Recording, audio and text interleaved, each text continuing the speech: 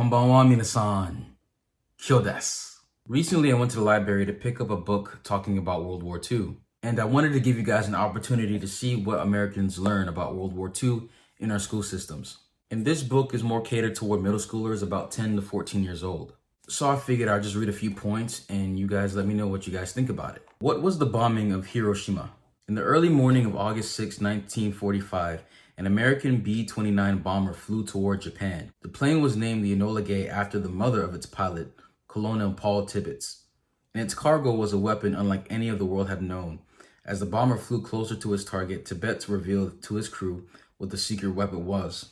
Their plane was carrying the first atomic bomb that would ever be used in war. The bomb was nicknamed Little Boy, and it was going to be dropped on the Japanese city of Hiroshima. Below, the 350,000 citizens of Hiroshima were beginning their day, eating breakfast, walking to school, reading a newspaper, arriving at work. They had no idea what was about to happen. At 8:15, the Enola Gay's bomb bay door opened, and Little Boy was dropped. Less than a minute later, the atomic bomb exploded. Suddenly, for miles in all directions, fires ignited. Metal melted, and 60,000 buildings were destroyed. About 70,000 people died instantly or were fatally injured. Eventually, over 200,000 people would die from the bomb. For the first time ever, an atomic weapon had been let loose. Its ability to kill and destroy was nearly beyond imagination. Who decided to drop it and why? Was the decision right or wrong? The debate continues. Even as you read this, what cannot be debated, however, is that on August 6, 1945, the world changed forever. So basically here, just talking about how Italy and Germany paired up to attack Poland, and Great Britain and France declared war on Germany. And here it reads, Japan saw Germany's success as its chance to attack parts of Asia, some of which were controlled by European powers.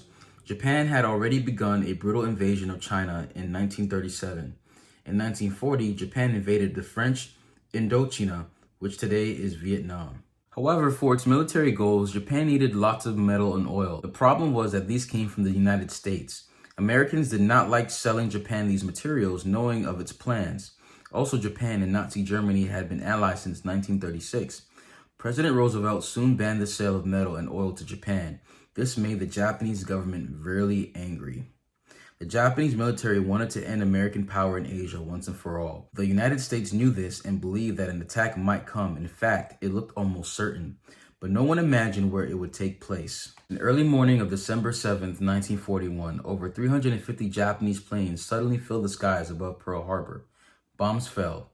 19 U.S. Navy ships were damaged or destroyed, and more than 2,400 Americans were killed.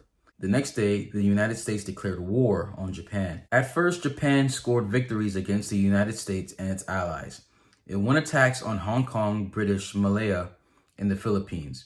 In the Philippines, the United States suffered one of its worst defeats at the Battle of Bataan. 70,000 American and Filipino soldiers had to surrender. Shortly after Japan's attack on Pearl Harbor, President Roosevelt ordered nearly 117,000 Japanese Americans to leave their homes and go to live in camps.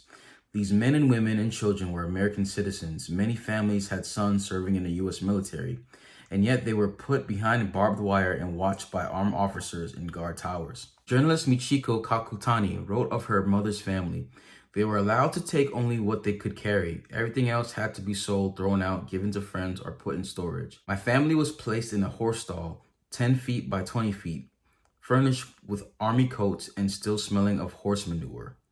The camps were closed by early 1946. In 1988, the Civil Liberties Act signed by President Ronald Reagan admitted that its internment actions were based on a race prejudice, war hysteria, and a failure of political leadership. Every still living survivor of an internment camp was also given $20,000, which at that time was a lot of money. By midsummer 1942, the tide of war turned.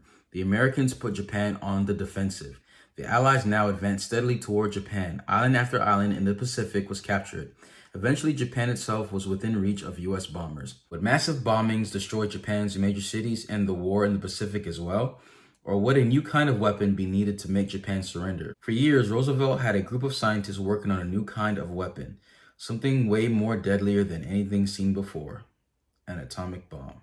So I'm going to be skipping a little ahead, and I'll start here. One way was to mount an all-out attack on Japan. The plan was codenamed Operation Downfall. It would begin in November 1945. First, smaller islands near Japan had to be captured. From those islands, it would be easier for US bomber planes to attack Japan. Next, the southern third of Japan's main island would be invaded and captured.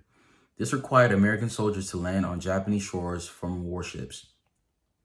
Then in spring of 1946, the Allies would invade near Tokyo. The United States knew that their troops would be met with everything Japan had. Up to 1 million American soldiers might die in Operation Downfall. By the end of the war, 416,800 US soldiers, sailors, airmen, and Marines had been killed. More than 670,000 were wounded in Europe and the Pacific. Many Americans believed enough is enough.